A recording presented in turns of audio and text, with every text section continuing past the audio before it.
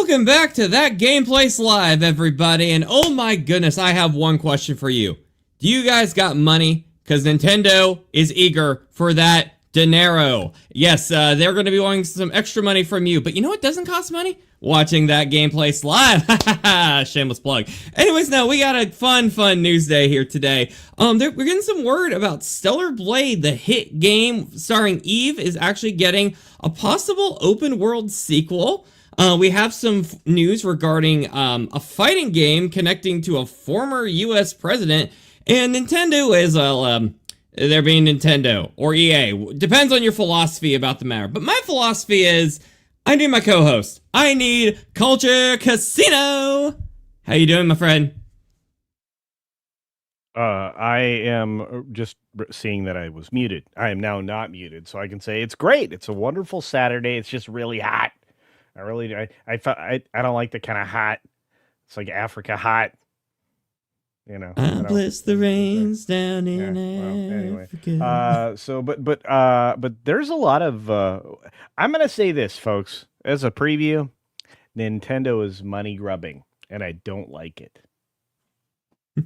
They just want your money, Culture. They just want to get your sweet $79.99, and then in a year it'll be $89.99. And then in 5 years, it'll be $299. Okay, and I already feeling it. Okay, and you know what? I'd rather buy like some plants. Some plants? Well, I don't have plants, but you know what I do have, Culture? What do you got? I have friends. Ooh. Do you want friends? Yes, I like friends. Friends are good. Okay, give it up for friends, everybody, because we have the man, the myth, the legend, Kevin Apollo joining us once again. But that's not everybody. We have a very special guest today on That Gameplace. Give it up for the one, the only, Trish! Yay! Everybody! They're on the same screen, people. It's insanity. It's insanity. The streams are crossing. Oh my god. Oh, yeah. How are you guys doing tonight? Are we about to talk about a Richard Nixon fighting game? What? Darn right we are. Really? Not today, but Trish, we did talk about that a few weeks ago. It was weird. It sounds incredible. Yes. Weird, but incredible. That's weird. Now I just want like a Street Fighter game, and you can play as like all the presidents, like you see FDR's weapon and stuff. Okay, if that happens, guys, we'll cover it. We'll cover it. But also, speaking of covering culture, we have a lot of people showing up in the chat today. Would you like to take a minute to spotlight some of these wonderful people? Indeed. We have our regular and very appreciated Juliet out in the chat, coming to us from across the pond in the UK. Thank you for being our world-famous wrench here on That Gameplace. We've got a few other folks that slid in as well. For example, Mark Fields is here. He's going to give you nothing but positive vibes each and every day. And, of course, we've got...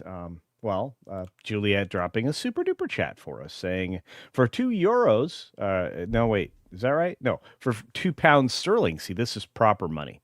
This is like, because the Brits were like, yeah, you guys took away our money. We want our fancy money back. They got it. And for two of those, Juliet says your favorite and least favorite games of all time. Let's see.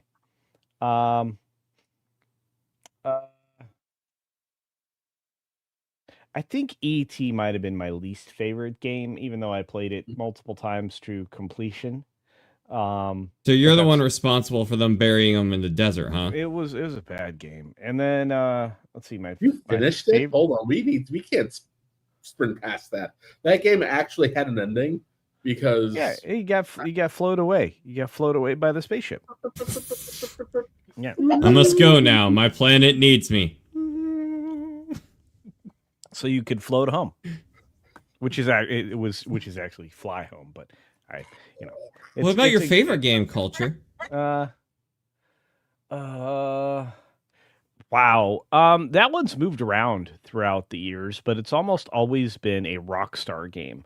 So up until I played to the end Red Dead Redemption 2, it had been GTA 5, but Red Dead Redemption 2 is still one of the best voice-acted games and beginning to end storytelling that I had ever seen.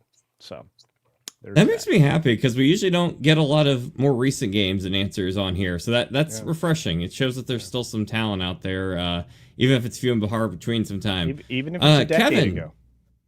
what about you, my friend? What do you think your most hated piece of media ever that you would burn at the stake if you could? I think we talked about it last week. The Xbox version of Ninja Gaiden. I hate that game so much. So much. What did Ryu do to you? It was just absurdly, unnecessarily difficult. And I broke. Do you remember how big the Xbox controller was? I have big hands, and the original Xbox controller was too big for my hands. And when I threw that thing across the room, it just went through the wall. So kudos to Microsoft for putting, very tough equipment. But I hate that game. I could not. Guys, I heard when Kevin went to sell his house, there was actually a big dent still in the wall, and the new people who bought the house were like, "Man, why is this here?" I'm sure there's a good reason. Always a good reason. And I think let's see, favorite games. Oh my goodness. Wizards and Warriors. So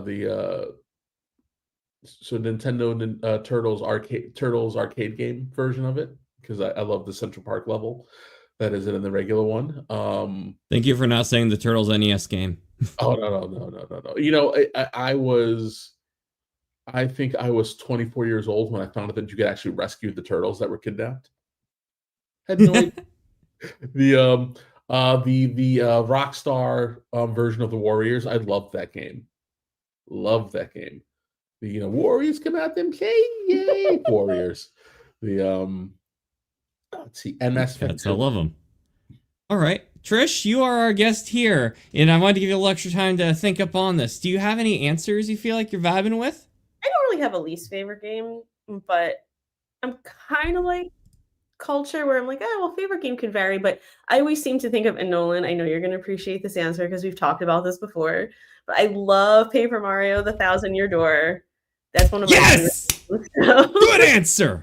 Smart woman right here, people. This is why you watch this show. those will be my picks. Those are my go-tos. But I think that's not too horrible of me, not being you guys, knowing your Ninja Gaidens and.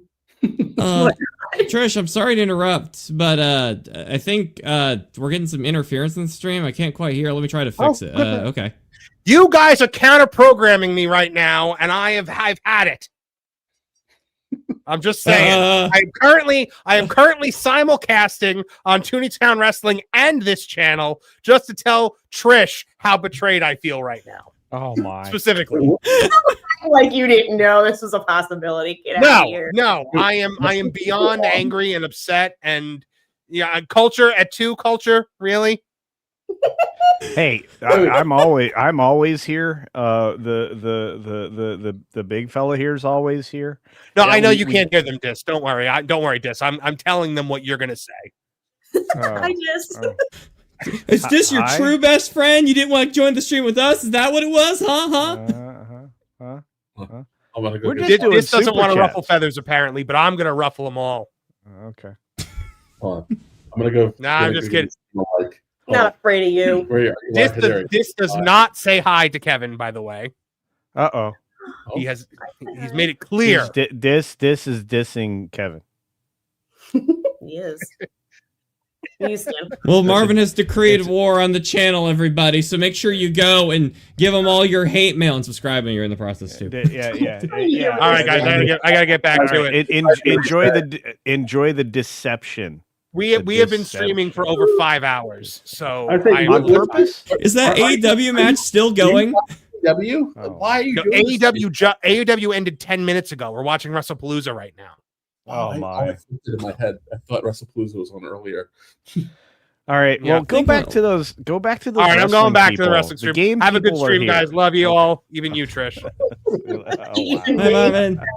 Hey, we got more super chats out there. Were we done with Trish's answers? Yeah. Oh wait, yes, we do need to get before we were so rudely interrupted. Okay. Thank you for checking those. Oh no, I just wanted to make sure because normally the boys, don't let the girls talk about games because they're meanies. So Yeah, but not you guys. You're What a bunch of jerks! That's right. Well, Mark Fields is not a jerk. Mark Fields drops positive vibes on your face. That's right. Positive vibes to you all. I hope everyone is well. Yes. What is everyone's favorite go-to in the arcades? If they have it, for me, it's Cyberball. But sometimes if I just want to stand at a game for a long time, I'll play Karate Champ.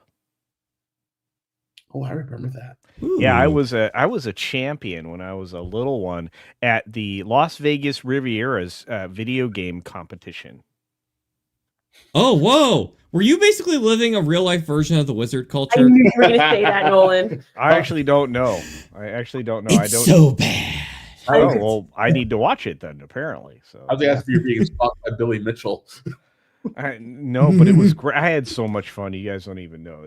That was like back in the day. Like I would get dropped off either by the parental units or the grandparental units, and they would leave me there, and then my siblings would know where I was to come and find the guy that still had money, because decent chance they'd already spent their money. But no, I entered a tournament there and stomped out like the competition. It was not pretty.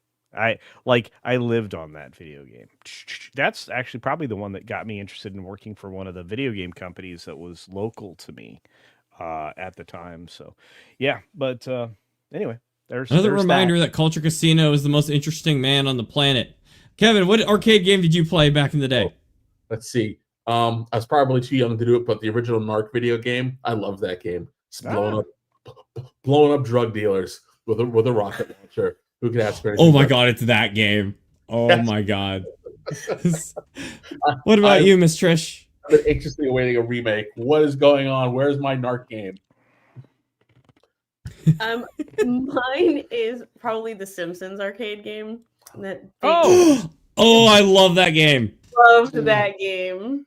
Loved it. And then I was at a restaurant, it's different now, and they just had one like in the corner of the restaurant, and it wasn't the type of restaurant that should have had one, but it wasn't working. It was just like out of commission, just laying there. I'm like, what is somebody doing with this thing? I want it. If no one's using it, I don't know what happened to it though. I do have to give a special shout out to the six controller X-Men game. Ooh. Oh, I know the one you mean. Whenever I see that there, kid, I get extremely overwhelmed. Like, I love it. If I can say one thing on the Simpsons arcade game, though, before we move on, for those who don't know, Marge Simpson, here's my nerd knowledge for you. She was apparently originally supposed to have bunny ears underneath her hair. That was like an early concept that Matt Groening had or whatever. And when you get electrocuted in the game, you can actually see the silhouette of her bunny ears. They include it in the game as a little fun thing. So there's your knowledge for you. Okay, but for me, my go-to arcade game is probably either old school Tron or probably the Star Wars Trilogy arcade game. That's a fun time. Okay, but moving on, looks like, thank you very much, Marks, for the super chat. We got Davina joining us tonight. Hello, Davina. We got Carl Singe. Hello, Carl. Dr. Megatron, RG Gentum, NinjaPat15, thank you for joining us. And I think we are about... Oh, hey! Hello to Jason C. Andrew... Holy baloney! People showed up. I don't mean baloney sausages. Like, people are here. Oh, my God. Okay. Butter Biscuits here. We got a lot of people here. Jared, thank you all for joining. Regina Sharp. Okay, everybody. I think everyone's eager to get this new show on. Because, oh my gosh, I am overwhelmed with people. I'm like the meme of the guy who's holding up all the lions in that stock photo at the grocery store and he's losing all his lions. That's how I feel like right now. But, Kevin, we live and breathe by the news. Am I right? That's right. We die by the sword. And the people want to know what is happening on this planet. All right, so let's go ahead and get into our first story here. All right, coming to us from the good folks at PC Gamer by Joshua Wallens. Thank you, Joshua. The Sims movie is still happening for some reason, and it's going to be somewhere in between both the Lego movie and Barbie. Because when I think The Sims, I think Barbie. If you asked to make a Sims movie, which would be a bold move, I'd probably be inclined to make it some kind of Truman Show-ish existential horror, a tale about someone who lives in Mr. Rogers' neighborhood, gradually coming to realize they actually live in Omalas or something. I guess that, and only that, is why I'm not Margot Robbie, who is the one Hollywood has actually tapped to make a Sims movie for some reason, and whose production company is set to draw inspiration for the project from the Barbie film and the Lego movie via the direct. That's per one of the film's producers, Roy Lee, who told the direct that somewhere in between both the Lego movie and Barbie is where the Sims movie will be. Which, great. Let me read that a few more times to see if I can figure out what it means. Guys, I think Margot Robbie's doing a Sims movie. Nope, no luck. Okay, let me try to break it down for myself. I think we can take from this that the Sims movie will be something resembling a comedy, probably a family movie, rather than a straightforward kids film.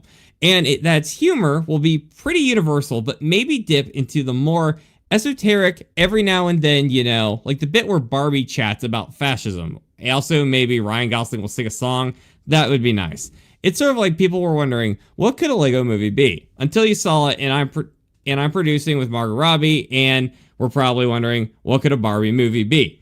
So, did any of you guys, to everyone here on the panel, did any of you ever watch that old video that College Humor did years and years ago, where they did The Sims? It was like a horror movie. Like they were in fear of that green crystal thing, like terrifying everybody. That's the vibes I'm getting from this right now.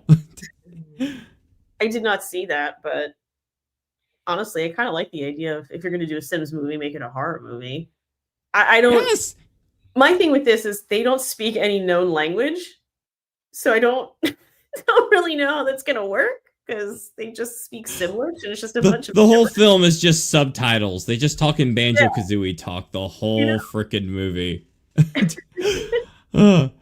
Oh my gosh. In other words, the Sims movie will remain mysterious and amorphous until you finally lay eyes on it, at which point all its mysteries will click into place. I think maybe Roy Lee and Margot Robbie aren't too sure on what it will be just yet, beyond the broad strokes.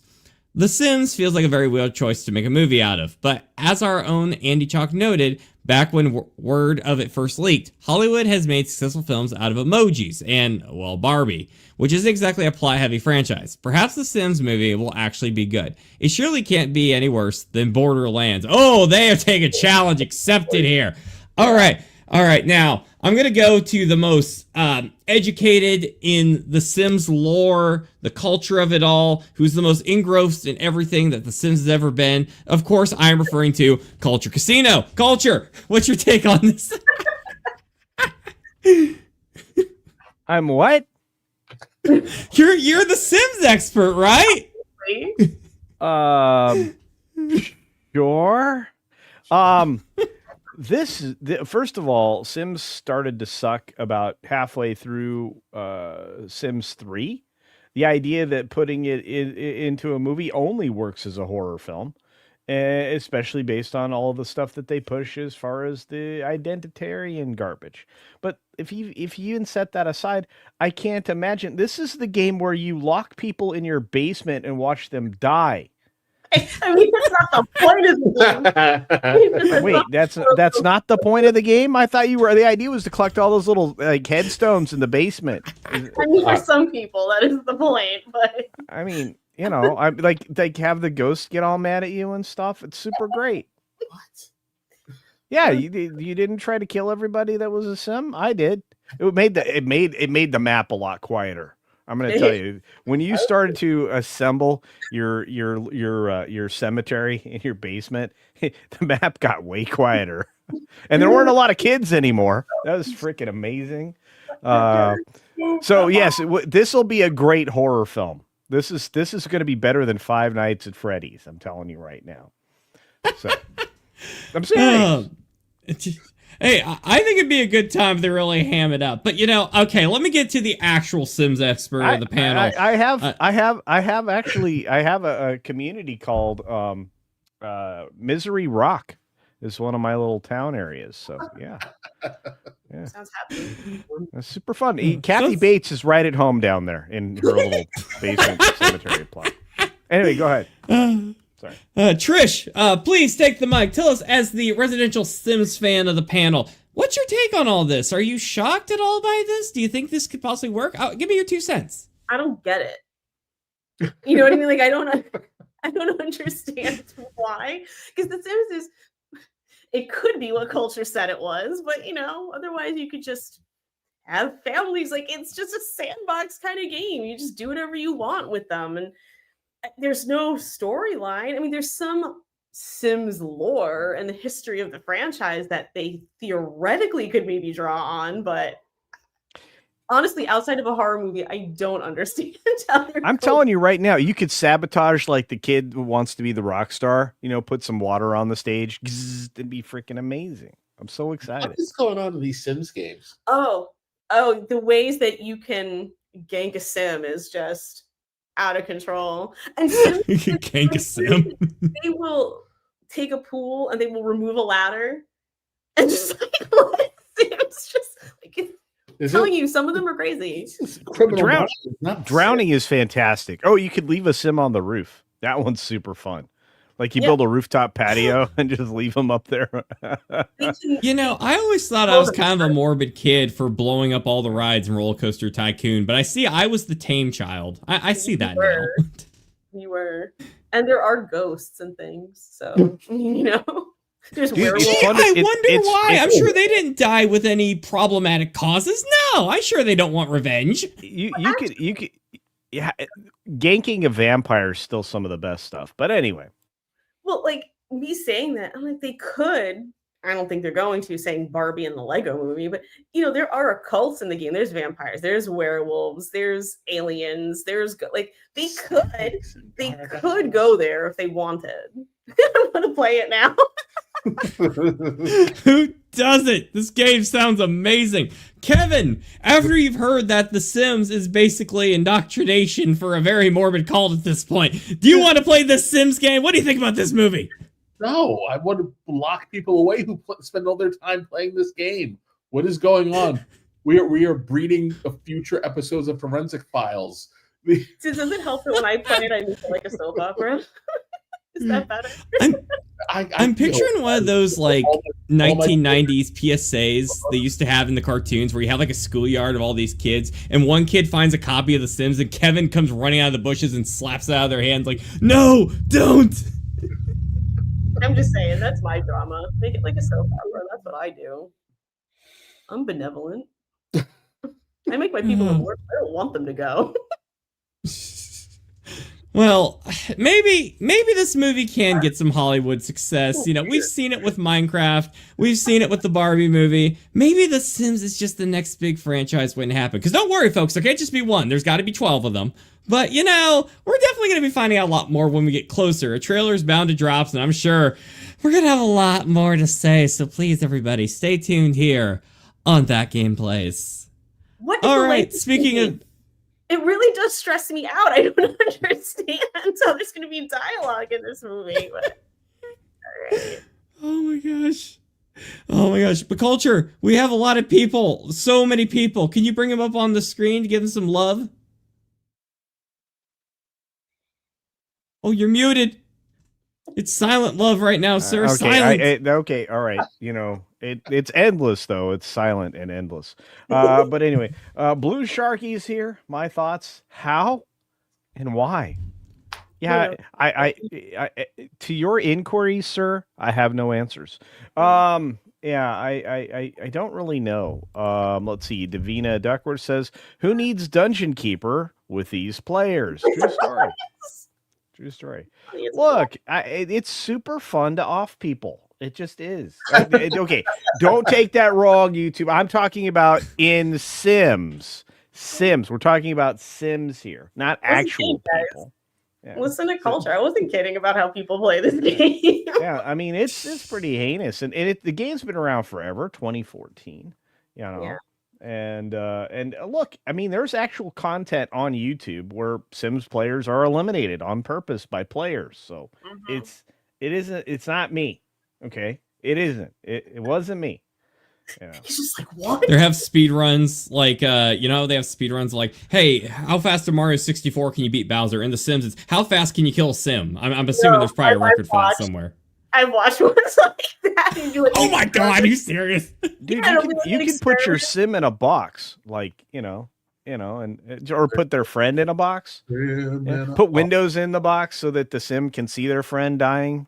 It's amazing. I've seen ones where it's like you put him in like a Big Brother type house, but you don't let them out, and you give them all the same emotion and see if it can be so extreme. Yeah, they are not allowed to socialize. They get really bummed. It's amazing. They do. Argentum says I need therapy. Okay, I'm not gonna lie about that. I probably do. Mark, We're Fields, your therapy culture. We're your therapy. Mark Fields is on the same plane as us all, right? He's like, for $2, Sims movie, no please, God no. There you go. And look, I mean, I will agree with your silent prayer, or in this case, the prayer read by me, and say, yeah, I don't want this. I did not sign up for this. This is like, watching like Chuck E. Cheese without any fur on, like dance for like 12 hours. You can't leave the room. That's what this is going to be like. Is that something you can do in The Sims? You can bolt them in the chair and make them watch the Chuck E. Cheese animatronics? No, but you can literally wear them out from exercise. That's super fun. There's a litany of ways that you can do it. Yeah, you can build like them. You can build like a wall around a what do you call them? One of those runny things. What are those running machines called? Treadmill. Yeah. So yeah, you can do that. You can do so many fun things. Oh, I loved it. Yeah. So fun. Yeah. He was really gruesome, dark. So many fun things, guys. So the Sims movie will just be a Saw sequel. If they know it's good. Yeah, that's the twist at the end of the movie. Everyone bought it. Argentum says, but you'll probably have to see it anyway. I know it stinks for me. I gotta know all the pop culture-y stuff. So anyway, but look, just for fun, see how many different ways you can electrocute your sim, and then you'll be surprised. Yeah, it's good times. It brings up people's creativity. Hey, look, I think they could make a movie out of it. Yeah. Do you think it'll be good? No. Play The Sims. It brings out the creativity in everyone. All right. You know, it's also pretty creative. These prices in our next story. Let's get into this thing. All right, coming at you from the good folks at Nintendo Life. Thank you very much. This comes to us from Liam Doolin. And the headline states, new Kirby Amiibo will apparently be Nintendo's most expensive Amiibo ever. Guys, are you ready to lower those banks accounts, max out those credit cards? Because there's some Kirby action calling for you. All right. The article goes on to say, apart from the cost of the new Super Mario Galaxy pack, one other talking point following the latest direct is the pricing of the new Kirby Air Riders Amiibo. As highlighted by Nintendo Everything, these new figures will reportedly be Nintendo's most expensive Amiibo ever. To reiterate, it means fans will apparently have to fork out more than they've ever previously had to buy first-party Amiibo. Well, apparently these people forgot about Amiibo-geddon when these things first came around. You had to pay like $1,000 for a dang little Mac figure. But I digress. One difference compared to your regular Amiibo is the swappable base. A single Kirby Air Rider figure will set you back $50 USD. Or if you want to pick up both the Kirby and Waddle Dee figures, you'll be looking at a total cost of 100 smackaroos. Retailer listings with these same prices attached have already gone live in the US and will be on the lookout for prices in other regions as they pop up. Nintendo also noted that during the Direct how it would have more Kirby Air Riders Amiibo updates to share for the future. The same broadcast this week confirmed a new Amiibo for Super Mario Galaxy Bundle as well as Metroid Prime 4. Fortunately, the Amiibo for these games are slightly less expensive. Samus and her new bike is priced at $40, while standalone versions of Samus and Slyx, or Slyx, however you say it, are $30 each. As for the Galaxy Amiibo, Mario and Rosalina, they will be $40 each. And I would like to remind everybody, the OG Amiibo, if I remember correctly, like the standard versions, were about $13, $14 a pop, maybe $17 on like the high end, maybe if you're getting them for like Toys R Us or something. I remember standing out at 4 in the morning in line for the Dark Pit Amiibo, so I've been there during the dark days. But I want to ask the panel here, you guys ready to fork over some money for some Amiibo? Trish, I'm going to give you the first word. Are you eager to give them your money? I wasn't even eager to give them my money for a Switch 2. So no, I'm not gonna pay for this. It's just like, especially because any amiibos I've ever used were in Animal Crossing, but they were the cards. It was like the little Sanrio cards. It wasn't the technical like little figurines. So that was my basis of how much it would be. This is just wow. Okay. I was not, that's games used to be that much money, and now they just want a little figurine to be that much money. Like, all right, whatever you say, Nintendo. Imagine how much the games are going to cost in comparison to these figurines, you know? If we used to pay like $20 for the figurine, now what are we paying, like $100 per game, and half-finished games at that, you know, at least from the other company's side. What about you, Kevin? Like, I know, like, you know, family, you know, you got to be very wise with your purchasers. Do you think it's time that we have some Kirby action this Christmas? The hell these things even do anyway? Aren't they just stupid little toys that you put into your controller? I think Like, they put a character in the game, right? But It depends on the game. These Yeah. ones, they do seem like they have some exact features. I know they detach from their cars, which is a bit different from the normal amiibos, but usually they have little downloading perks. But usually, in past, I've found that it's usually not something crazy to write home about, honestly.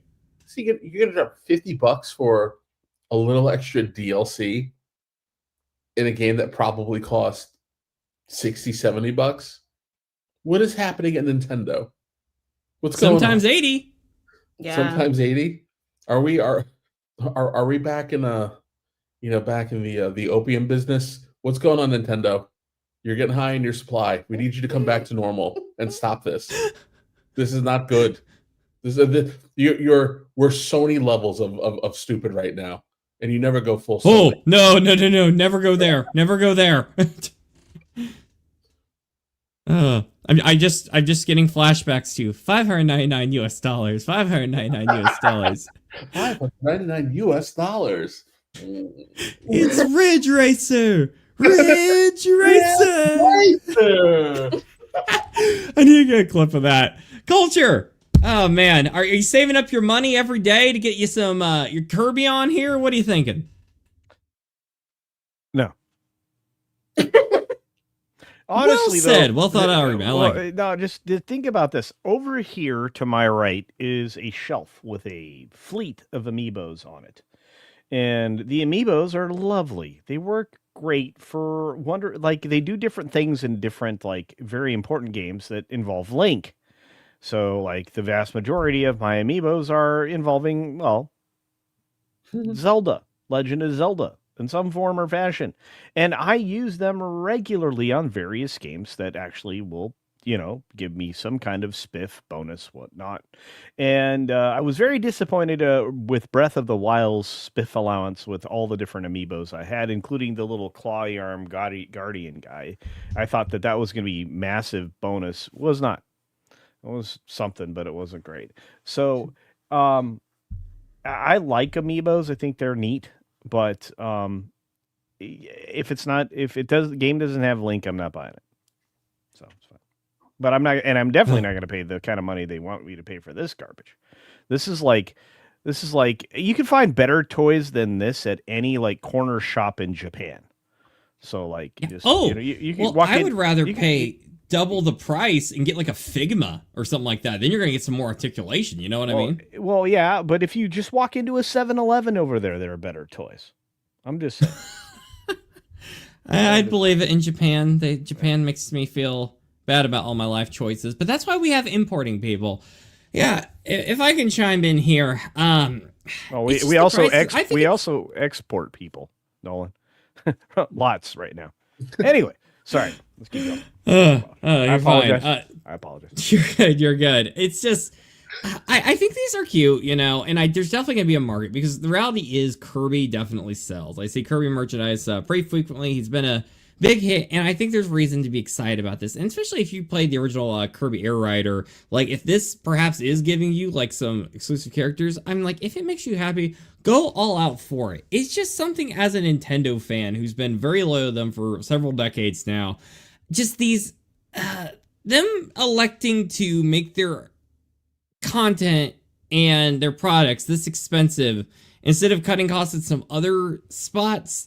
is a bit concerning. And, it starts affecting morale. I remember, it's a bit of a different situation, but I remember years and years ago when the late Satoru Iwata was still alive, I remember he took a pay cut within his company to avoid having layoffs because he believed in the importance of workplace culture, wanted to make sure the quality was still there. And those were rough times during the Wii U era for Nintendo, which would eventually rebound with the Switch. I feel like their reputation this year, Nintendo, despite some really good sales figures and, the hype for the Mario movie, they're kind of cruising off of, 40 years of goodwill from their companies. Yeah, they've made questionable decisions in the past that have really made people mad, myself included. But this is the first time I've ever seen Nintendo really not acting like themselves when it comes to these costs. And these are the memes we make about EA. And the last thing I want to think about with Nintendo is, for better or worse, they have things that they do worse than other companies that get controversy. But at the end of the day, they always provide quality products that are usually a little on the cheaper end. If you start making to where you're weaker in those regards, especially with price, you're going to start being a bigger target in what people consider the toxic companies of the world. And goodwill to consumer makes a huge world of difference. Trish, I'm going to give you the final word on this sort of thing. Do you think we'll be seeing more expensive amiibos going further, or do you think they might take a hint? Do you think, what's your 2 cents there? I think that they'll probably keep it at this price, particularly if people actually pay it. If anybody really pays it, then they're going to be like, well, there's somebody out there who pay $50 for it. And then people will get used to it being $50 and that'll become the norm. And then we won't have to worry about it. They won't complain about it anymore. So I doubt they're going to lower it. I mean, I don't feel like Nintendo really ever puts things on sale that much. Not in my experience. So I don't see why, if they don't want to do sales, that they would ever price slash anything. But I'm just using kind of what I feel is logic. I don't know if Nintendo has any of this logic. Well said. Well said. Well, I'll tell you, if there are any changes coming in those prices, which I doubt it, but if those changes do come, we'll be sure to talk about them here on That Game Place.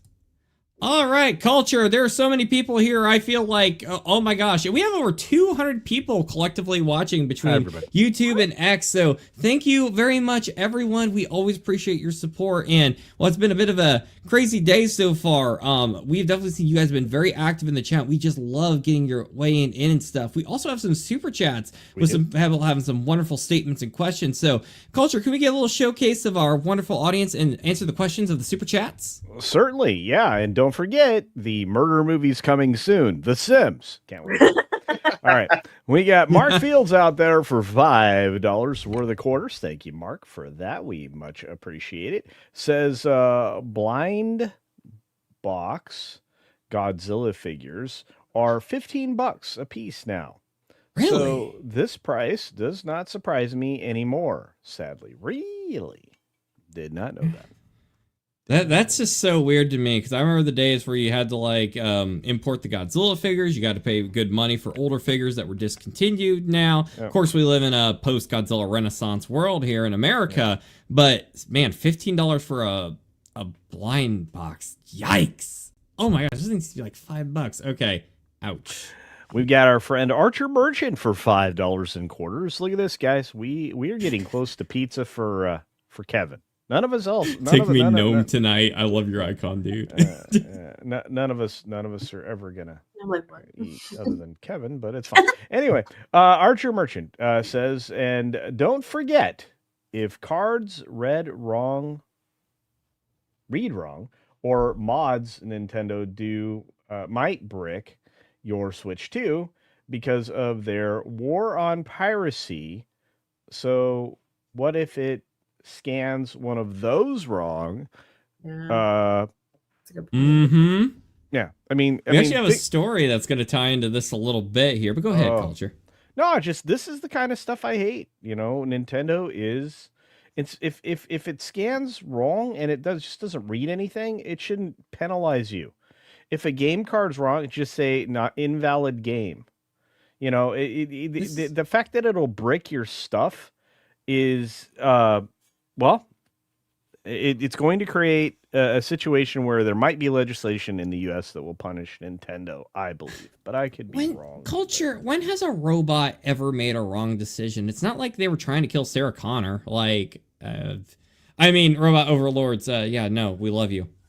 Love. Yeah. All the love. All the love. Yeah, well, no, I mean, look, Skynet's always going to try to kill you, and said apparently so are the Nintendo overlords. I don't know, but I know this: if you get your stuff ganked because of Nintendo, I think you should have a legal opportunity. And now we're making a wonderful word that I didn't think was being utilized enough, more mainstream today. We're gonna gank. Your stuff's gonna get ganked. Yes. Anyway, but if Nintendo's gonna gank your hard work, your hard-earned money, like the electrical plastic that you bought that make game go, I think there should be a fiscal liability of $10,000 per unit if they do that erroneously. What do you guys think? Think that sounds like fun? Yeah. Look, look, if you want me to fix potholes in the city, I will get that done for you. You just have to elect me. Okay? I will fix the potholes. This is a pothole in society. These are easy to solve problems. Make it so ridiculously, obscenely expensive to make a mistake that Nintendo says, you know what? It may not be worth it. May not be worth it. And that's how you solve that problem. But anyway, I'm looking at all these other things, like people talking about Skylanders and other little pushy like plastic bits with little chips on them. I have amiibo cards from Etsy, and now I'm terrified to use them. Well, that was what Nintendo wanted to do. Make you terrified to use the things you bought. Yeah, I'm not a big fan. I'm not a big fan. Speaking of being terrified of the stuff you bought, I think that ties in well to our next story here. Uh-oh. Did you buy a All good right, guy? but this one's... What's that? Did you buy a good guy? No. No. Did you get gifted a Megan? What's happening? A Megan... Oh, no. Although, I might be seeing Megan in a few days here at Halloween Horror Nights, but we'll see how that goes.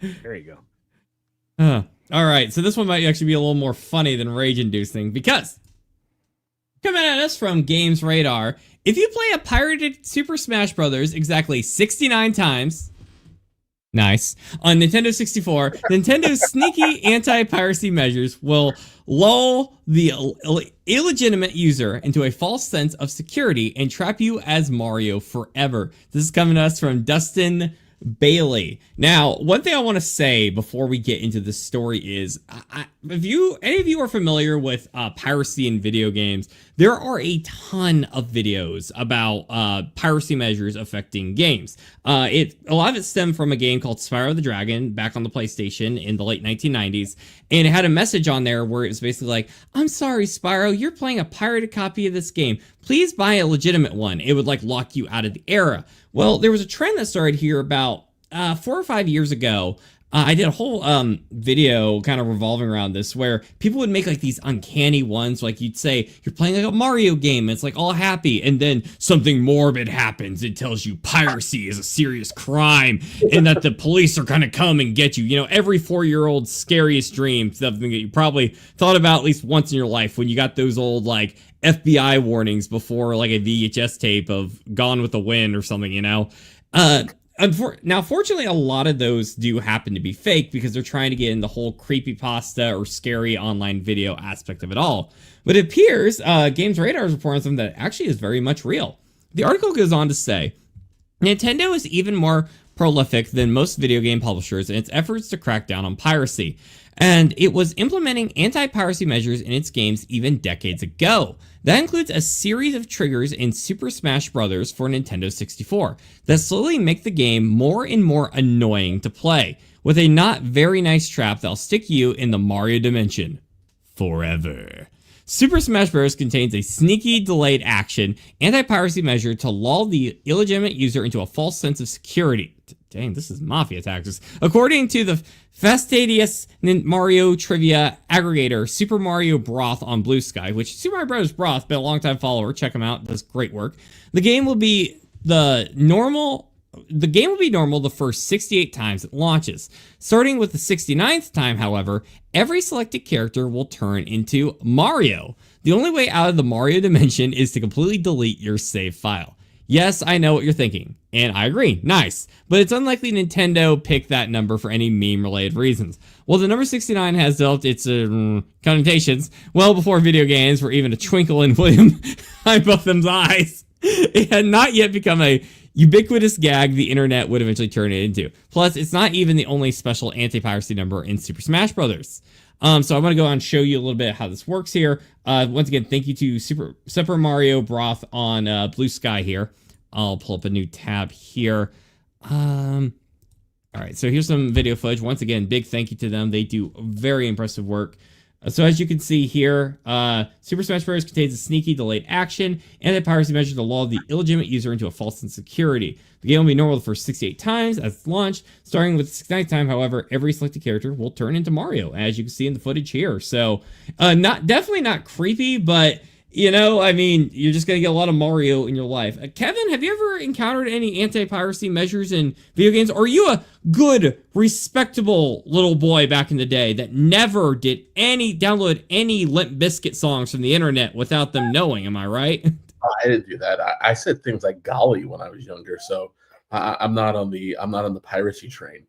I listened to the G.I. Joe PSAs. I'm going to tell you, LimeWire was great. It was great. Yeah. Pirate Bay. What about you? Look, I'm going to tell you right now. I've been swimming there way back in the day. I went swimming in the bay. I think a lot of people did. The biggest problem is this is a crime that occurs more when games are treated and sold unfairly to a fan base. That's it. Yeah. It's the same thing with film and with music. Do you know why piracy became a non-issue with music? Because it was just available for 99 cents everywhere, and everybody at the time could afford $1. And that really did devalue what artists could earn. But that's again on the record company selling a new CD with 12 to 18 songs on it for $28. It's like people were just like, well, that's ridiculous. Why would I pay more than $1 a song? And so iTunes kind of killed a lot of that, and LimeWire especially. So Spotify is even worse than iTunes. And again, I'm going to tell you right now, piracy is going to ramp up when things are priced unfairly. The market will decide what it's worth. Well, the market's deciding it's not worth, it's not worth what you're charging for these games. So games, films, music, they will only bear what the market will bear. And so while I'm not an advocate for doing things the wrong way, and I don't think you should, I think, it puts you at some form of risk. It's a telltale sign of every market when people just say no thank you. And look, I mean, if people don't go to see your movie, I promise you they're less likely to pirate it. It seems like a lot of times the people who end up pirating things are somehow actually their most loyal fans, because a lot of these games aren't even available for purchase anymore. If they are, they're just at obscene prices on a secondhand market to where it's not even going to the original company anymore. I think a lot of the factors when it comes to piracy too is like a lot of times consumers do really want to support the original content creators, but a lot of the proceeds end up going to the majority of the profits go to someone that they might not want to support. Like they might want to support, say, a developer, but if they don't want to support like an EA, then, you kind of get a double-edged sword. And we were in a very different era, back when Smash Bros. Came out back in 99, because, back then, you had a lot of physical media. We still had Blockbuster, baby. Like, we had a lot more ownership on things. And I know, like, companies have hated this sort of thing for a long time, but especially now in the day and age where you literally, when you buy a game, you're literally buying these things called game keys that don't even let you, like, really own the game. You're buying, like, a license for the game. And I want to take a minute here to kind of pitch it over because, we're talking about the piracy sectors. I thought this would be a very interesting time because Trish, you actually told me a little bit about how musicians were responding to, a lot of these albums being uploaded to the internet. Would you like to share a little bit with that to our audience? Yeah, I mean, a lot of them were not happy about it back in the day. I mean, people, if you know Metallica and Napster, it's kind of infamous. And they weren't exactly wrong when you think about it. But some artists saw how they could use that to their advantage. And I believe it was David Bowie who just like put his album out because he knew that he'd probably garner goodwill with people by not really caring. And two, it gets the music out there.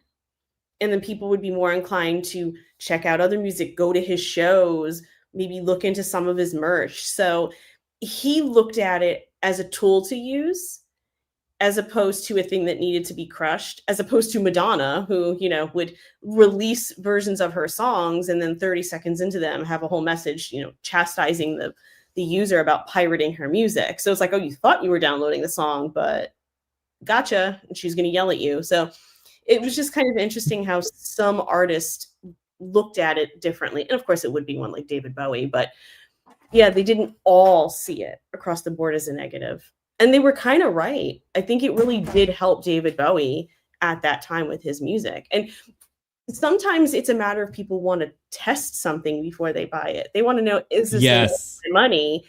And I believe the album that Bowie was releasing the music sold really well because I think people heard it and went, okay, this is worth my money. He's not trying to, you know, screw me over in any way, and I'm going to go support him. And it wound up not hurting him doing that. So it's just kind of interesting. I think the response to it actually dictates a lot. Very well said. Like, like getting a taste of it, I think, is a big takeaway from your take as well. Because, you know, like back then, you know, you used to have like the demo disc, the PlayStation Underground, the demo CDs for like AOL.com, where you get like certain amount of free internet, you know. And I think a big thing people tend to overlook too is a lot of times the people who are, you know, buying these games or downloading these games illegitimately often are also kids because they don't have the money, you know, to afford this sort of thing. And I remember like there's tales of a lot of people like say you get like the Crash Bandicoot demo disc and you get the whole one level unless you glitched and maybe got into the rest of the game because your one cool friend at school told you how to do it. But you'd play that level over and over again, and then of course you'd beg your parents to eventually get you the game for Christmas. The reality is, like, now a lot of our demos right now are unfortunately kind of shady in how they're handled, because a lot of times it's like, here, you get the first 7 days or the first month for free at this rate. And then a month later, you're still enrolled in it, and they make it really hard to cancel. It's like you got to go through like 12 different doors in order to do it.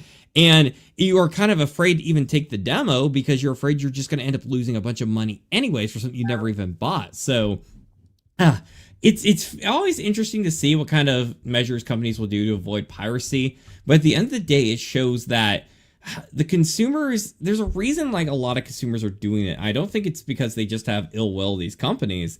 I think you're looking at a sense of, hey, like perhaps there needs to be a sense of more ways for your consumers to be able to buy and own your product, or at least get a taste of it so you can keep your brand relevant and such. I don't know. It's a can of worms, and I'm sure we might get some pushback in the comments and stuff, and I'm all for hearing it. You know, there's a lot of sides to this coin, and I think there's a good arguments to be made on both sides. But you know what? If we find out some more piracy measures coming here in the future and see if Nintendo maybe reacts to things maybe a little bit differently, we'll be sure to cover it here on That Game Place.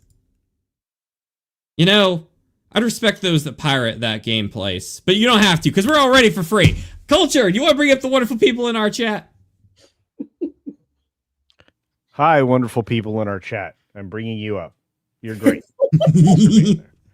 No, I just want to say thank you for being out there. We appreciate each and every one of you. We got Argentum out there, of course, saying the cheapest I could find the Tears of the Kingdom soundtrack was for $90. Yeah, well, you know, that used to be free over on LimeWire. But anyway, look, we got Mark Fields out there for $5 saying, wait, I already read this one. I'm sorry. $15. So good, we had to read it again. Yeah, and Archer Merchant. All right, okay, so we're done with those. Ninja Pat's out there. Did anybody say hi? Ninja Pat. Say hi to Ninja Pat. Drink up, me hearties. Yo ho, yo ho, yo ho. A pirate's life for Blue Sharky. Okay, anyway, Jason C says, wouldn't more sides to this dice sound a little better? since a coin only has Ooh, I like two that. sides. Just Better. saying. I'll start using that. There you go. Indeed do.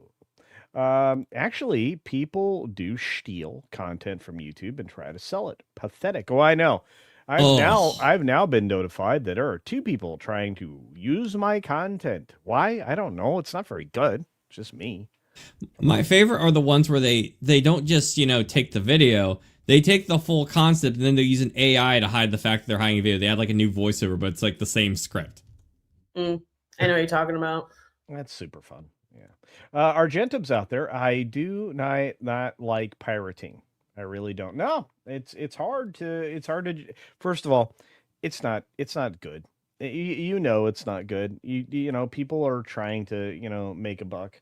The problem is the people trying to make a buck aren't the actual creators of what it is you're buying. They just aren't. They've probably been working at their desk with a certain amount of extra effort that they've had to put in at various points in time, and they likely are not being paid, what the game's going to generate or the music track or whatever, and all that's kind of just the way it is.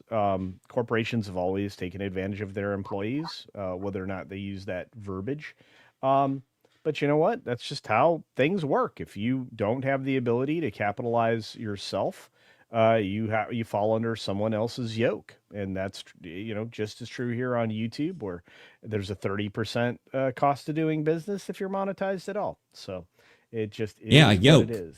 Yeah, and we're not fairly yoked at all. But that's a whole different conversation. So beyond all of that, I just want to say, just try to stay on the right side of doing the right thing, and you will rarely encounter trouble in your life.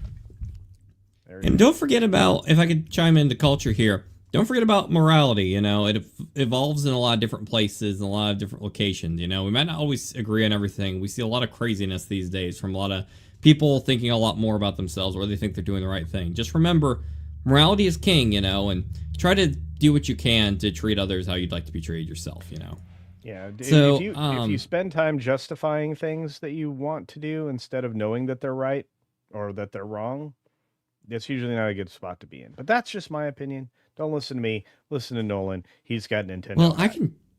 Yeah. Well, I can justify that. I think we should start our next story, and it's it's some really big news. So I think it's going to be a fun one. Are you ready to jump into this thing, Culture? Just point. I'll jump. Jump rope. Kevin, get the jump rope. All right. Oh, I was ready to make a Lethal Weapon 2, the lady jumping on the diving board joke, and you didn't give it to me. Oh no, that'd have been a good joke. Rest in peace, joke. We hardly knew you. Jocus interruptus. All right. All right. Hey, coming at us from Vice by Brent Coep with some huge news in the gaming sphere. Stellar Blade sequel could go open world, according to news report. Shift Up recently revealed new details about the upcoming Stellar Blade sequel currently in development, according to the Korean studio. The new game will feature a much more expanded world and gameplay. Stellar Blade sequel could have open world exploration. Here you have a wonderful selfie with, I guess Jaws is going to be in this sequel? I'm sorry, girls, the shark's way sexier than you guys. But anyways, in an annual report posted on September the 3rd, Shift Up opened up about the development of Stellar Blade sequel, while confirming that they are actively looking to expand the IP. The studio also gave us interesting insight into what we expect from the second game in the new 2024 franchise. Culture, are you surprised that they're hoping to expand this series? No, I think they like money. I also like money. Kevin, this surprising at all? I know. I'm all for that Zenny. So everybody had a lot of fun with it. Why wouldn't you rush a sequel out? It takes too long to get sequels to popular games now. The people aren't, we're fewer and further between people actually really being able to enjoy something too on top of that. So I think this is a smart move. Push it, and people love their open world games. So, I don't quite know what that means for this particular title, but giving you more options and the ability to expand your gameplay, hey, why not? I'm here for it. I'll pay for it. As long as it's not taken like 12 million years like GTA 6, I think it sounds like a fun idea. And I think it's cool how they word it here where they're saying they're actively looking to expand the IP. Very recently here, actually, when we first relaunched the channel, I remember I was covering a bit of Lollipop Chainsaw making a big comeback and how they were wanting to expand it into a sequel, an anime. They just had a remake. So it's showing a lot of potential here. Trish, how do you feel about them expanding this world? Like maybe from an outsider's perspective of like where the hype surrounding this game. Do you think this is a good move for the company and for gaming as a whole? I mean, I don't know the franchise or the series or anything, so I don't know if open worlds is a good or a bad thing, but I know I generally like open world games. So to me, that sounds like something I would theoretically have fun with. So for someone who doesn't know, I mean, it sounds fine. I just don't know if it actually is, but it sounds fine. Trish, you're going to love it. It has a shark. It has shark. It's going to be great. Yes. Yes, if they just what they need to do for the next game is that first one where they had Eve making that cool like hot girl pose on the cover in space. Just get rid of all that and just put the shark in space. No, sorry, I love. I'm stealing that clip from Marvin. I'm totally gonna do that. Anyway, the article continues to say, according to a translation of the report posted by Genki Japan, we see a much better game than the original Stellar Blade. Oh, okay, I'm just loving this because I feel like Stellar Blade's one of those games that it's one of the first franchises in a long time. It just makes people happy and laughing. Like I don't feel like we get enough of that right now. I'm more for seeing more of that. We've seen it a bit with like the Hollow Knight sequel. I think it's cool. They go on to say, we are actively pursuing the franchise development of the Stellar Blade IP and are currently developing a sequel to Stellar Blade. The sequel will inherit the action-packed nature of the original game while incorporating an expanded world, universe, setting, and enhanced gameplay. Further solidifying its position as a franchise IP, we anticipate that will result in even greater success than the original. Now, it should be stated that the report doesn't specify what expanded world, universe, or setting means. For example, Shift Up could be talking about fleshing out the characters. Expand the storylines. It's also a bit tricky to get the full context with translations sometimes, which is very, very true. And okay, that is like the coolest pose I've seen in my life. But Culture, what do you think we can expect to see in a new Stellar Blade game? Do you think they're going to give some stuff that's going to get people hyped, or do you think it's going to be a lot of stuff that people are like, ew, this is terrible? I think people are going to be hyped. I know I am.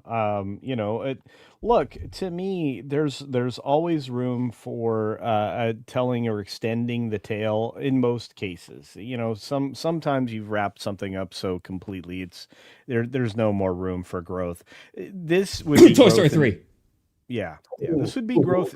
Yeah, this would be growth in entirely different ways.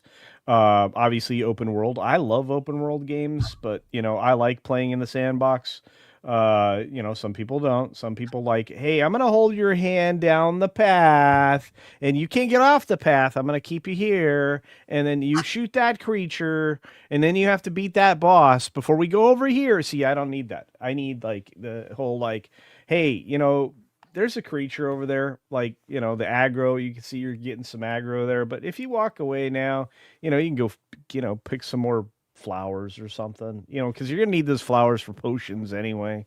So, I kind of like that. I like the fact that there are missions that you can do out of order in games. I think that that's great. But as far as the map expanding and the lore expanding, tell me what's the downside here? Somebody tell me that. I don't think there really is a downside with that. If I could chime in a little bit here, like, I'm a simple man. Like, I feel like they can, as long as they're smart with it, and they can even be reusing assets here, I think they can have a win. Just keep doing what's doing. Keep the girls pretty. Have a lot of costumes that don't require, like, buying, like, a second mortgage just to be able to get, even the ballerina outfit, like add more space adventures, have them meet the Muppets in space, for crying out loud. Just do something fun. You don't have to rethink the wheel here. You don't need a new engine. Just make a fun game and expand the series because people are hyped about it. They're dressing up as Eve for like cosplays. They're making fan art. They're loving this game like a lot of classics from back in the day. Shift Up has a really good win here. And you know what? Maybe this is going to lead to maybe shows or something. I don't know. Kevin, give me your thoughts on all this. What do you think? What are you expecting to see out of the series here? Listen, you can't go wrong, right? I think we touched on everything that there is to say. More options are always good. Good-looking characters to play with are always a good. It's always a positive. No one wants the Rocky Dennis look in their female characters. I just showed Trish some of the gameplay footage so that she kind of had an idea what we were talking about. And you just Did she climb a ladder? It's beautiful footage. So at this point, if it ain't broke, don't fix it. Don't try to fix it, but do take the time to expand it. Giving characters more to do, giving you a fuller, richer story is always great. So let's just as long as it's going to be fun, this is going to make money. Well said. Trish, what do you think? Do you think Shift Up's making good moves here to expand this franchise? Do you think we're completely wrong and they need to just jet set everything, change it, make a karaoke party for Eve? What are you thinking here?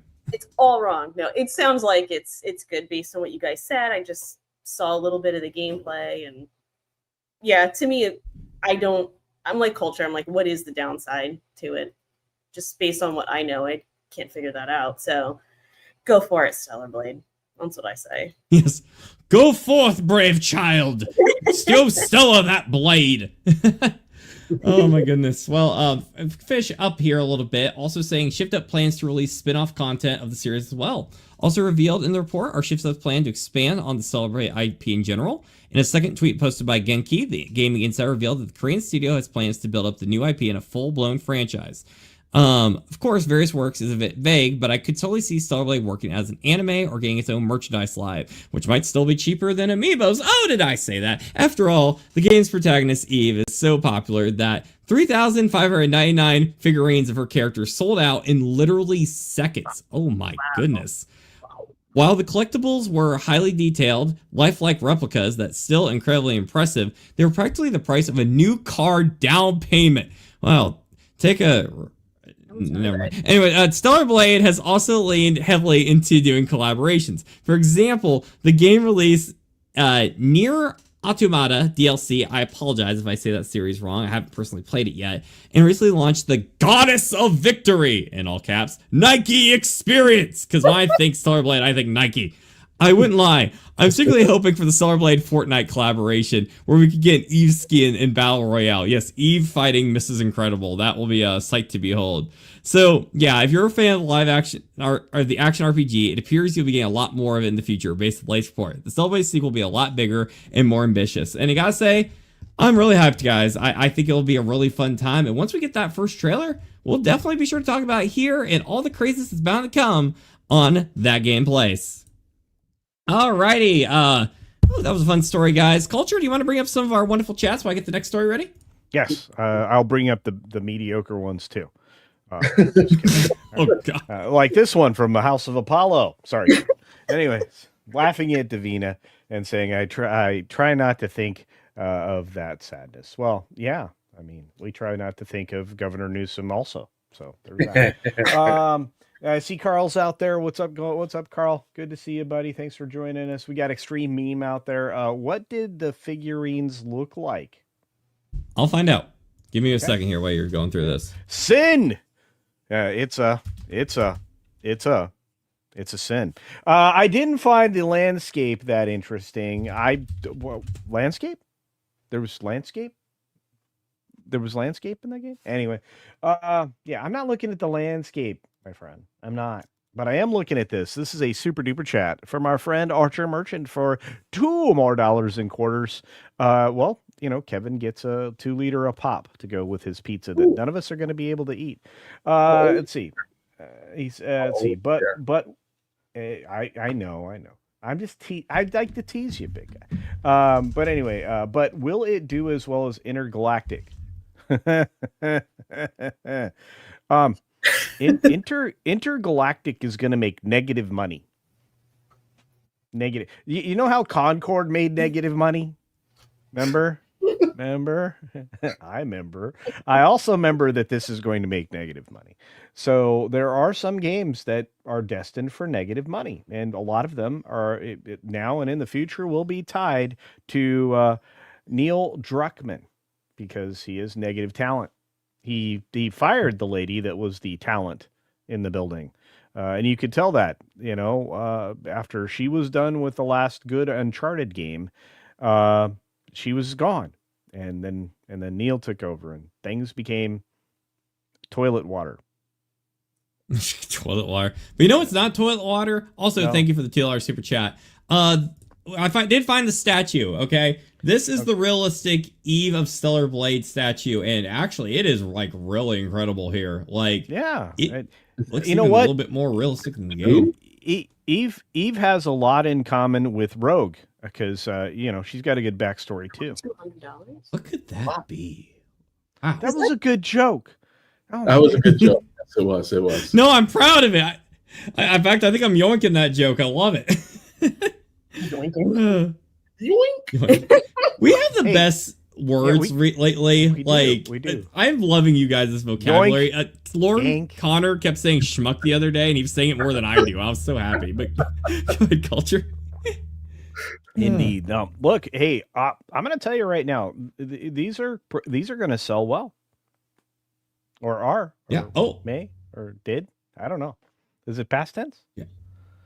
Yeah, well, definitely. In fact, while I have it up here, let me read a little bit of this here real quick. Actually, well, a little bonus time, people, bonus time. Right here, I want to show a little bit of an older story here, but it's still very much relevant to our topic here. Whip out your older story. Whip it out. Okay. Okay. Whipping this out right here from Vice. People are thirsty for hyper-real Stellar Blade figurines as they sell out instantly despite costing thousands of dollars. Yes. Oh, man. I also saw that the company also has John Wick figurines, too, so I'm kind of like, oh, man. Eve or John Wick? That's kind of hard to choose. Anyways, fans of Stellar Blade are seemingly still not over the game's protagonist. I don't know why. Even Taki, I don't know. They're both hot. As some were willing to shell out thousands of dollars for their new figurines. The collectible's insane price wasn't enough to deter thirsty admirers from obtaining a hyper-realistic statue of the PlayStation heroines. Kevin, do you have one of those giant water bottles we can give? Because according to Variety, these people are very thirsty. I don't know how to comment on this without getting us all in trouble. Yep. Family show. So I'm going to keep this safe for work, guys. Don't worry. No need to worry here. I got this. Trust the process, everybody. I get to celebrate hype. I love the game. It's a trap. It's a trap. But thanks.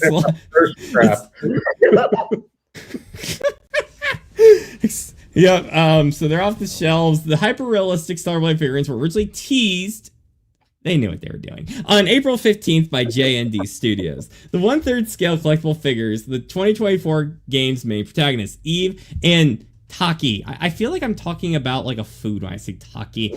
Please, people in the comments, you're welcome to correct me. What are you saying, Kevin? Is that weird Cheeto that the kids like? Yeah, like the really hard tortillas. I know what you're talking about. You roll them up. Obviously, things like 7 and 6. You're the statue and you just get tortillas instead. Like, here's Eve and here's her companion, the tortilla. Oh, I probably offended someone. Well, they are impressively realistic. Each figure costs an eye-popping $2,199. However, those looking for a bargain in quotation marks, could score both characters for a bundle price of $3,599. Trish, are you signing up to get these figures, drain that bank account, put these proudly on your display piece during a book club night or something? Like, how you feeling? All of them. Give them all to me. It's a bargain. It's a great price. I don't know what people are complaining about. You all don't want to spend thousands of dollars on a figure? I wish instead of making this an online thing, like they went all Black Friday style with this, with people lining up, tripping over each other to get these statues, and then you just have some like Matt Walsh or someone commenting like, "Look at these people having fun! How dare you!" Oh my gosh, I wanted pure chaos. I wanted the chaos route. Culture, do you think we'll ever see the chaos route, or do you think they'll keep it nice and clean and sanitized for us on the internet? Look, I'm always rooting for chaos. Oftentimes I'm rewarded, but here, nah, they don't want to get sued a lot. You got to remember, liability comes along with free for alls. I mean, just watch any good wrestling event. Very true, very true. Finishing this up here, incredibly, both Starblade figures sold out within minutes of going live on April 18th. And yes, that includes the $3,599 bundle as well. So it's safe to say that there are some seriously thirsty fans out there willing to shell out months of car payments to get their hands on these. In all fairness, it should be noted that these handcrafted collectibles have a limited production run of just 199 units. So they were truly aimed at dedicated collectors. Well, I'm kind of surprised there were so few of them, but it seems they were definitely a big hit. I don't know why they keep talking about them needing to hydrate their mouth, but okay. But yeah, that's pretty much the story here. The figurines are super cool. If you guys want to check it in, I'm sure with the success of them, J&D Studios will probably maybe be doing like a second release of them, maybe like a re-release at some point. So keep an eye out them. You know what? I'm going to give a good question to the panel before we wrap up the Eve story here, because I have a fun question for you. And we've seen them do John Wick. We've seen them do Eve. Who would you like to see as a figurine, and why or why not is it Rogue? I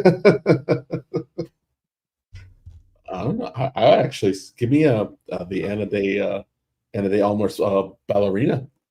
Oh yeah, that was look, and I don't care what anybody says. That movie is not loved enough. I'm still angry about lack of support for that film. We can blame everybody else doing Girl Bosses wrong. Yes. Like see. I had issues with Ballerina, but it was a fun time, and it made flamethrowers cool again, which I didn't know they ever were not cool, but it was fun. I want to see your version. I didn't see the version of Ballerina. I saw Ballerina. Perhaps that was different. I don't know. But shout out to you for mispronouncing that word. That was a great moment. I never mispronounce words, especially Joffrey the giraffe.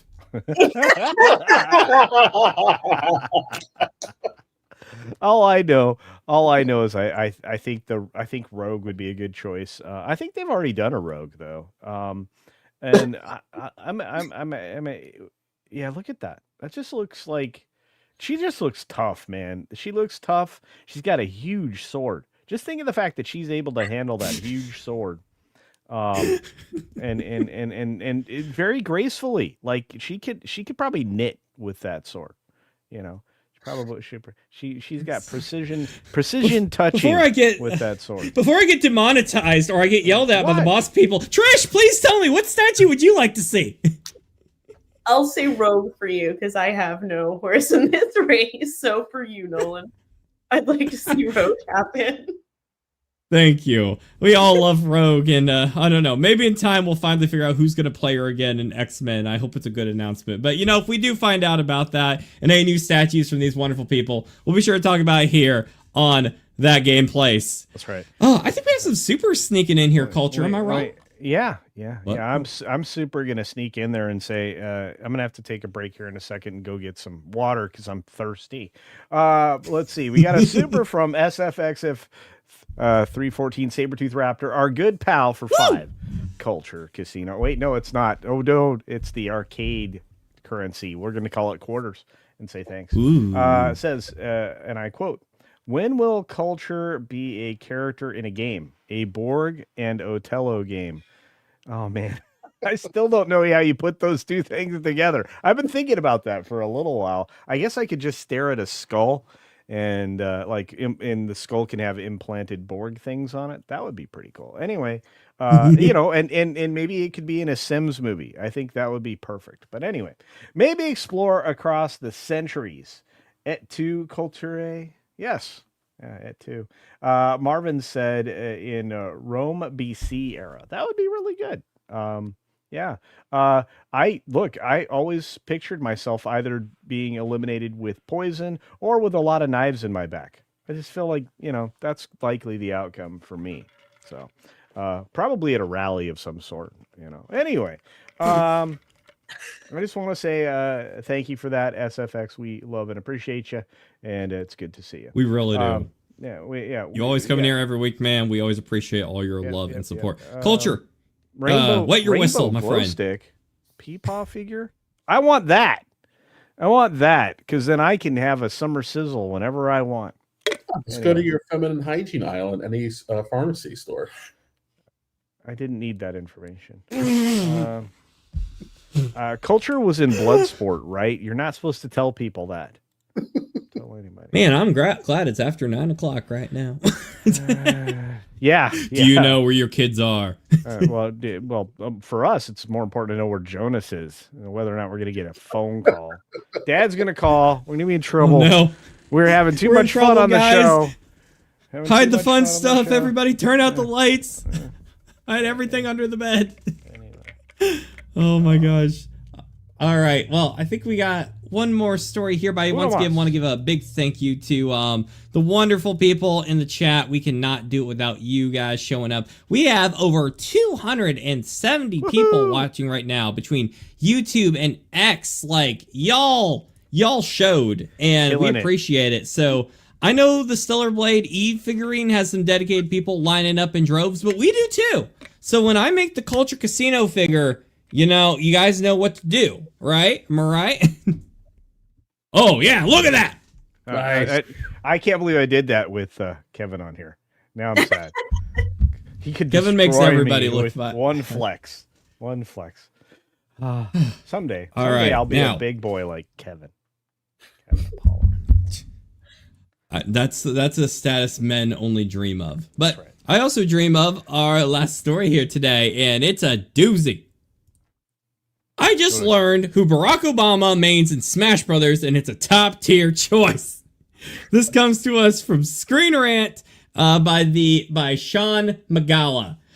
You know, we live in times, folks, where, you know, there's a lot of opinions, you know, of a lot of different presidents throughout history, current stuff, you know, and maybe some people are getting a little tired of hearing all these political takes. Well, don't worry. I have the real information you need to know about these people. It's who they main in Super Smash Brothers. I'm giving the people what they want, dang it. Okay, I recently found out not only has Barack Obama played Super Smash Brothers, but also uses one of the best characters in the game. This was a little surprising to me, as the only connection I could remember between Obama and video games was when the former president asked the CDC to research if violent games had an impact on the minds of young people. This is the type of stance I typically associate with politicians that don't actually play games themselves. I just assumed Obama was another one. Oh boy, was he in for a ride. Apparently, this isn't the case, and President Obama knows his way around a joystick, at least when it comes to the Nintendo 64 version of Smash. Whether he's aware of the character rankings or not, Obama also seems to have a good sense of whom to play, as evidenced by his use of high-tier fighters. As someone who stubbornly played Link far too long in Super Smash Bros. Before sort of learning how to play Fox, I don't think I'd want to go up against the former president if he truly mastered his fighter of choice. Man, if you lose to the president in a Smash Bros. Match, I'm sorry, you get out. Barack Obama says that he mains Captain Falcon in Super Smash Bros. 64. According to a post from Smash Bros. Melee player Tafo Kintz, real name Daniel Lee. I like that he has an easy pronounced name. Daniel Lee. You feel like I'm always getting the French Ubisoft names. Like, this is easy for me. Thank you for giving me easy mode article. Barack Obama's favorite Smash Bros. Character to play is Captain Falcon. Lee's information comes from a secondhand account relayed to him by Super Smash Bros. Player and event organizer Cody Daniels. Daniels was a recipient of the Make-A-Wish experience, where he got to visit the White House and play some Super Smash Bros. With Obama, who was the president at the time.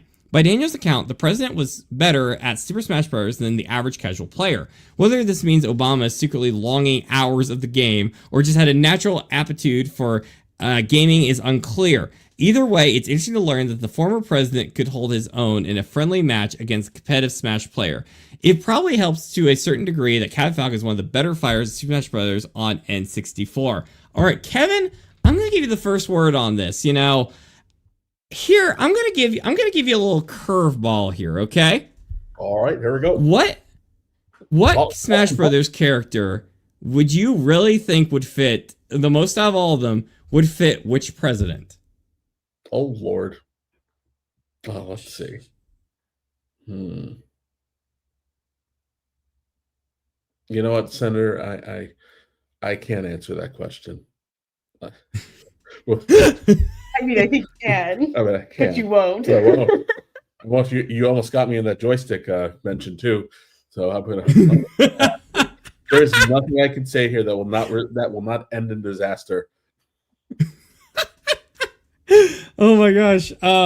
Yeah, no, that could go very bad. I will try to avoid quoting Bill Clinton like the plague right now. Trish, We're a horrible pair right now because I'm like, I have no idea. He does have an idea. Just won't say it. You know, it's Kirby. It's a good Dreamline character.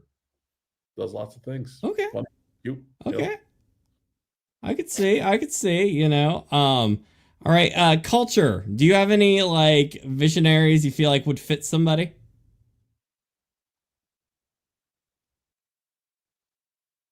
I think that Greta Thunberg would be a great He-Man. That Prince Adam haircut. Let's see. There's a blue-haired lady from Maryland that's a congressperson or something. I think she'd be fantastic as the Joker. I really thought you were gonna go with Marth. Yeah, no, see, here's the thing. You guys love this Smash Brothers 64 thing. And I was like, I could spend a couple hours playing this. And then I would go find, like, you know, Super Mario World, Super Mario 64, or something else. Because as much as this is a fun game to play, it didn't hold my attention like so many Really? people. Yeah. And at the same time, this particular game, it reeks of Obama. It just stinks of it. Wait, how is this game Super Obama? This is the take of 2025. I need to hear. Forget my question. How is Smash Brothers the ultimate Obama experience? Culture, please tell me more. Pika P. I just think it is. It's you know, this is a guy that was trying to attack us for violence in video games and how it was damaging to the youth. And you know, if he's Captain Falcon, I think he was misguided from the beginning. He also I don't know. There's a lot in here that just kind of It's a trap. Yeah. I don't want to get too deep into it. You know, he's a terrible he's a terrible role model, and that's you know. So is maybe every culture character in this game, I think, is a terrible role model. Maybe. Dang! What did they ever do to you, culture? It's just Pikachu electrifies people, Mario burns people alive. It's just like an average Sims player, am I right? Well, actually, I guess that's true. I was having more fun playing Rogue Squadron back then. Really? Oh, I played a lot of Rogue. I played a lot of Rogue Squadron. I am probably then the residential Smash Brothers guy. Like, I'm the guy that shouts anytime there's a character reveal. When Pyra was announced, I was like my head was on the ceiling. It was great. But you know, maybe look, this guy clearly Obama didn't like Silver Surfer. I mean, that poor guy in that pond behind the house. That was. Ooh, spicy. You know, culture, maybe you could have gotten more behind Obama if instead of his slogan of "Yes, we can," maybe it should have been "Falcon Punch." Would that have worked? Falcon Punch. Yeah. And maybe if he was like, "Hey, you kid," then maybe we could talk. But yeah. Yeah. Well, if I could say, you know, maybe it's just a sneak preview because, you know, people are eventually going to get old and die one day. You know, that eventually happens. But eventually these older people... Not that poor chef. That's not going to happen. But eventually, you know, when these older people die, we're going to have presidents, you know, that grew up with Fortnite. So not only may you not like a certain presidential candidate, you might get wrecked by them in Call of Duty. So, I mean, it's only a matter of time. I have 20 something jokes I could cycle through that would not pass Jonas approval, so I can't say anything. No, we're not ready. Not ready for that. But you know what? I am ready to to hopefully, like, I'm curious. Like, I want to know the other presidents. I want to know, like, has Bush ever played Smash Brothers? Trump, like, Kamala, like, any of them. Like, I want to know these, because we judge people all the time. You can go on any social platform, X, Blue Sky, Facebook, whatever. You can get opinions on the presidents. I need to get people's opinions on the games these guys play, because that might be where the real judgment comes in your voting decisions. I'm just saying, like, if you're putting Mario Galaxy over Mario 64, I'm sorry, you're not getting my vote. Sorry, you're not. You're just not. Who doesn't love Rosalita? It's a beautiful. We had this discussion. We had this discussion. Was it last week or the week before? Last week. What? About who Trump mains? You know, I well, let X live in the first Mass Effect. Obama does not. I know a proper main who you can play as Smash Brothers. I don't play any of those terrible characters that were all. Look, Star Fox was freaking awesome. That's right. That's all I'm going to say Best about. tier character, Fox McCloud. Yeah. He's out of this world, kind of like me. Go Barry, Captain Falcon. No punch. No good. He's a Jigglypuff, but go to sleep. Probably pick Jigglypuff. More fitting for their regime. And if we get any more crazy stories about the presidents, we'll be sure to talk them here on That Game Plays. I think the bigger question is: did you play with a Rumble Pack or no? I love the Rumble Pack. Yeah, It's so bad. Yeah. The only thing about the Rumble Pack though is then you can plug your memory card thingy in your controller. But wasn't there an off-brand one that was Rumble Pack and memory? Yeah, card? but you have to be rich. Yeah, that was like, dude, that's like 2 weeks worth of lunch money. Come on now, who's got that kind of money? Who's got that? Oh my goodness. All right, so Culture, we've had some super chats. We had people in the chats. Can you share what the fine people have to say about it, about all this? Oh, yeah, Doge likes us for $5 and quarters, which is great. I'm going to get the garlic Thank you, Doge. nuts. Garlic nuts. There's no such thing as greedflation. Want to bet? Anyway, so that word is used by detractors to shift blame from government policies to business owners. Vote with your wallet. Well, I mean, inflation is basically a tax on people. You have to look at inflation as a tax. It's the way to reduce the value of your dollar so that it's easier for the government to take more of your tax dollars to pay off the debt. That's inflation. There's this really famous guy that somebody on this panel has a picture of in their background that talks about that all the time. And he's a treasure. He's still with us, but I hope forever. But unfortunately... You mean the he's a little Nintendo old. 64? No, not you. Oh. It's Mr. Soul. Yeah. He's a national treasure. And he would agree with me right now on inflation, I believe. So anyway, but no, I think greedflation is just a fun way to combine two words. These corporations are greedy, and inflation is a tax on you. So you're losing twice. I need the Wario clip of him saying greed is good.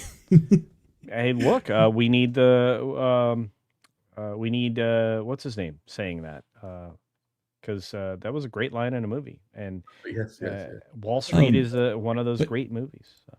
But we got Archer. Doge is not greedy, though. I want to say thank you very much for the $5, Doge. We appreciate you. That's right. And speaking of another not greedy person, Archer Merchant with the great shirt says for $2, $1 billion DLC. Trump, Obama, Bush, McClinton. Oh, just Clinton. Sorry. Yeah. I think all of them should have to be dressed as Ronald McDonald, and then I could say McClinton and be accurate. But anyway, I think that is $1 billion DLC. To be fair, but you guys seen the videos of like the AI videos of like all the presidents playing Fortnite and chat with each other, and they're all bickering at each other? You've seen this, Kevin? They're super fun. Those are super fun. But you know what's also fun? It's been fun this stream, and I want to say thank you again, Archer Merchant. But guys, it's been a really fun time here. Thank you everyone in the chat today. It's been it was a crazy new week. So I did not expect to talk about Captain Falcon and Obama in the same sentence this week. But you know what? Life is very strange. And I want to say a special thank you to all the awesome people out there. So many to name. So maybe if you want to leave some comments here, I'll bring you up on screen. But I think it's time to start plugging a bit. And I'm going to start out with our special guest of honor here, Miss Trish, who has been amazing to have. Thank you very much for joining us. Always have such intelligent, fun takes. Where can these people find you? Tell us a bit about what you do on here. I'm on Tooney Talk TV, usually with this guy right here, and I'm horrible with the direction. Nolan up here. Hi. Thursdays at 8 p.m. And I'm also, again, with Nolan, doing The Lost Guys, that Park Place member exclusive, and then it becomes a free T3PO episode somewhere down the line. I'm not quite sure how much later. Eventually. That's when it comes. Eventually, yeah. And that's it. I'm good. Yeah. Well, hey, that's great. Be sure to check out Trish, guys. You know, we appreciate you taking some time to be here with us. And this girl is an expert on The Sims, so be sure to check out her stuff. She's worth it. And she got out of all day wrestling coverage by being here. So she didn't have to watch AEW, folks, like our poor friend Marvin the Movie Monster, who on his Tooney Town Wrestling channel, that dude has stuff. So please support him on Tooney Town TV and Tooney Town Wrestling, because my God, that dude's probably feels about as tortured as a sim right now. Culture, where can the people find you? I know you've had I think you have a new podcast. Am I right? I don't know. Yeah. Oh, yeah. So on Tuesdays after my friend Vash, who has a show called T3PO. Am I right? I'm right. Yeah. Yes. Yeah, he does that, and then I do my thing. And my new thing is very much more political and a lot less kind to Obama. So you can. Do you talk about Captain Falcon? No, that's not on the menu. That's not on the menu. Usually the menu's on the dumb of the day, and there's plenty of dumb every day now. So I got a full plate. So you can definitely check that out. It is called Thank You for Your Attention to This Matter, the podcast. And there's a decent chance it'll be political. And the plan for those shows are on the Tuesdays that they're a normal show. I'll probably have a montage of the dumb things that happened leading into the show. And that's always super fun. Hey, Juliet. So you guys can check that out. And you can check me out on the Culture Casino channel. And hopefully I will get around to editing what I've got for the Campione channel so we can get some new content up there. I like to have the ladies' opinions on why the recommendations you get from the Tickety Talks and other crazy platforms are probably not good for your dating life or relationships or, like, you know, keeping your kids with you, things like that, like how to like win at relationships. That's what I'm aiming for. Help you check out Campione reviews or reacts. Yeah, and please check out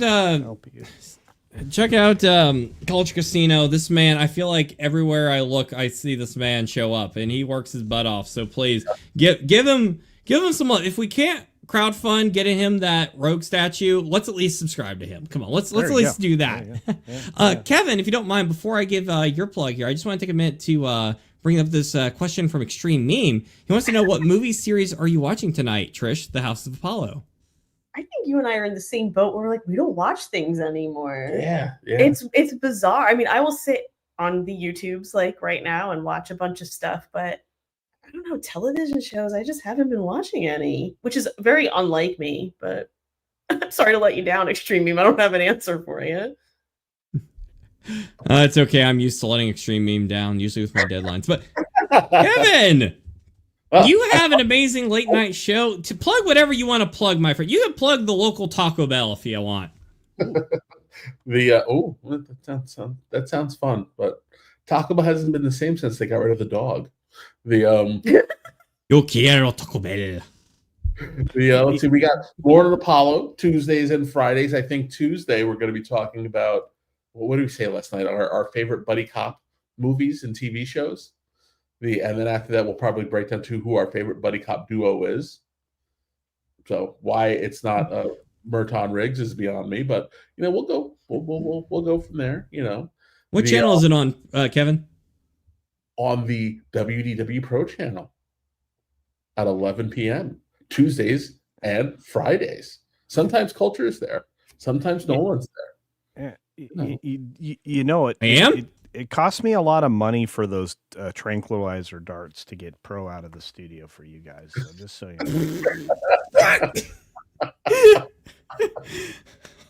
know. Oh my goodness. On that note, but yes, please check out Kevin Apollo. This dude is amazing. He's literally amazing, people. If you want to know what a good human looks like, look at Kevin Apollo, please.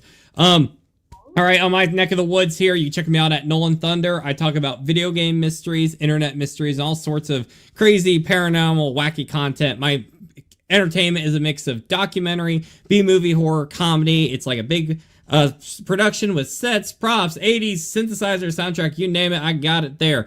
This week on... What's that? So good.